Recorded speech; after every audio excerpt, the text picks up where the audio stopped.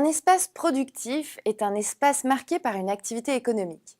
Il existe trois catégories de secteurs d'activité. Le secteur primaire, qui est consacré à l'agriculture, le secteur secondaire consacré à l'industrie et le secteur tertiaire consacré aux services.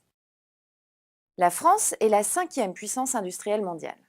Elle regroupe de grandes entreprises mondiales et possède des investissements directs étrangers, IDE, importants. Quand naissent les premières industries au XIXe siècle en France, elles se localisent à proximité des matières premières qui vont permettre leur développement, c'est-à-dire à côté des mines de fer et de charbon du nord et de l'est. Mais les gisements se sont épuisés. Ces régions ont dû entamer une reconversion industrielle. Ainsi la Moselle, qui a vu l'automobile, la plasturgie ou encore la chimie remplacer l'industrie minière. À partir des années 60, l'industrie française a tendance à glisser vers le littoral et vers l'ouest, remettant en cause la répartition traditionnelle entre une France de l'Est industrielle et une France de l'Ouest rurale. La carte de l'emploi industriel en est par conséquent un peu changée. Un peu changée, on va le voir ici. D'une part, c'est important de constater qu'on a dans l'emploi industriel en France, dans les industries en France en général, une ligne qui va en gros du Havre à Marseille. À l'est de cette ligne, au nord-est, nord-est et est de cette ligne, nous voyons que l'emploi industriel reste important, c'est la taille des cercles, mais qu'il est en diminution. En revanche, à l'ouest, sud-ouest de cette ligne, au sud, en gros, on voit que l'emploi industriel est moins important, mais dynamique.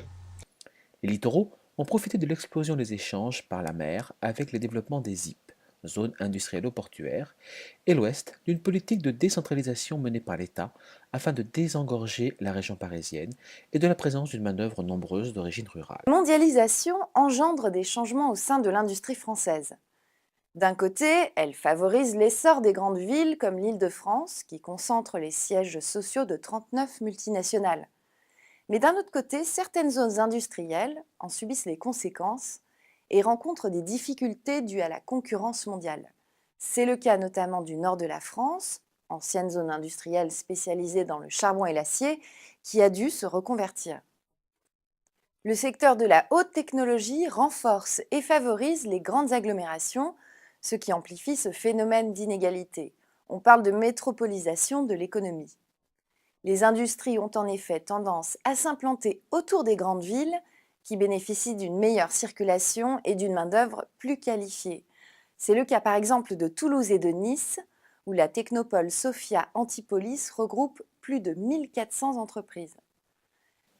La France, septième puissance industrielle mondiale, se tourne de plus en plus vers les hautes technologies. Ainsi, l'industrialisation de l'Ouest et du Sud français, qui est relativement récente, se manifeste notamment par la présence de technopoles, parts d'activités associant des entreprises de haute technologie et des activités de recherche. À proximité des grandes agglomérations, comme Rennes ou Toulouse, qui fournissent une main-d'œuvre qualifiée et un environnement agréable. Cependant, les technopoles s'installent aussi dans les espaces industriels en reconversion, comme Metz, et la région parisienne reste la première région industrielle française.